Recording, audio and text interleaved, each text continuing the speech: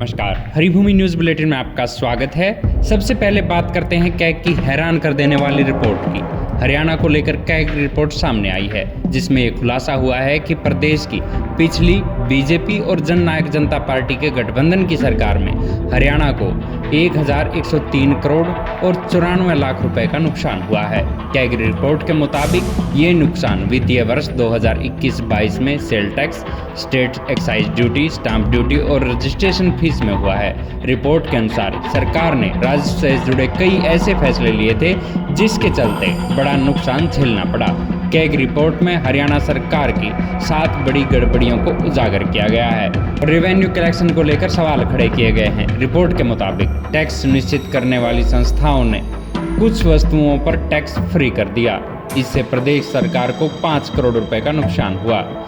Report में दावा किया गया है कि प्राइवेट फर्मों को गलत तरीके से स्टैंप ड्यूटी में 3 करोड़ 11 लाख रुपए की छूट दी गई है। रिपोर्ट में यह भी दावा किया गया है कि सरकार ने शराब की लाइसेंस फीस और ब्याज वसूली करने पर ज्यादा ध्यान नहीं दिया, जिसके चलते सरकारी राजस्व को 7.5 करोड़ रुपए का नुकसान हुआ।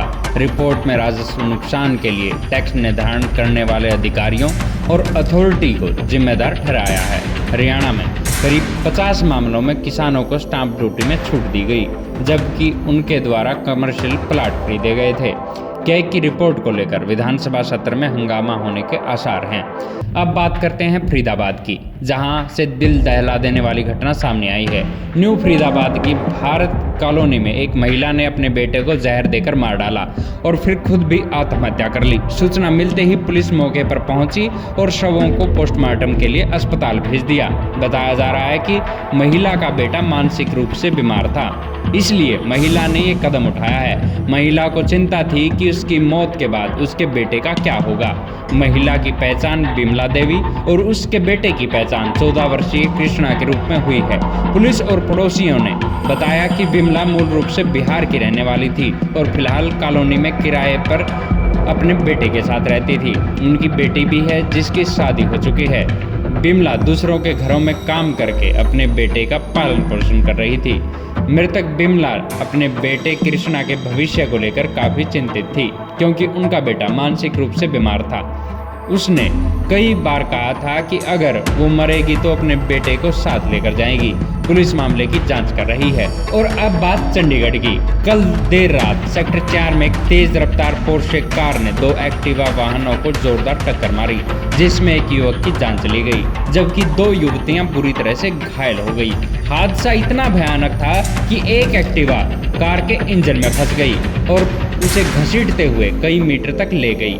इसके बाद कार ने पहले बिजली के खंभे में टक्कर मारी और फिर एक ट्रैफिक साइन बोर्ड को तोड़ा और अंत में एक पेड़ से जाकर टकरा गई। इस हादसे में एक्टिवा चालक की मौके पर ही मौत हो गई, जिसकी पहचान नया गांव में रहने वाले अंकित के रूप में हुई है। वहीं एक्टिवा पर सवार 2 युवतियों सोनी और गुरलीन को गंभीर चोटें आई है।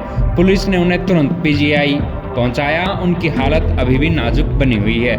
हादसा इतना खतरनाक था कि इसका अंदाजा इस बात से लगाया जा सकता है कि टक्कर के बाद एक्टिवा के 2 टुकड़े हो गए। पुलिस ने आरोपी कार चालक को गिरफ्तार कर लिया है। अब बात करते हैं फतेहाबाद की, जहां देर रात करीब 1:30 बजे दर्दनाक सड़क हादसे में स्कॉर्पियो में सवार 3 दोस्तों की मौत हो गई, जबकि अन्य 3 दोस्त गंभीर रूप से घायल हो गए। सूचना मिलने के बाद पुलिस घटनास्थल पर पहुंची और सभी दोस्तों को गाड़ी से बाहर निकाला गया। पुलिस ने 3 लोगों के शवों को कब्जे में लेकर पोस्टमार्टम के लिए भिजवा दिया है। अन्य 3 लोगों को इलाज के लिए अस्पताल में भर्ती करवाया गया है। बताया जा रहा है कि सभी दोस्त स्कॉर्पियो में सवार होकर सिरसा से वापस टोहाना जा रहे थे। सफर के दौरान जब उनकी गाड़ी लॉर्ड कृष्णा स्कूल के पास फूना रोड पर पहुंची तो उस वक्त स्कॉर्पियो अचानक से अनियंत्रित होकर डिवाइडर से टकरा गई। अगली खबर सोनीपत से आ रही है। सोनीपत में इंस्टाग्राम पर 2 किशोरियों का विवाद इतना बढ़ गया कि नौबत मारपीट तक पहुंच गई।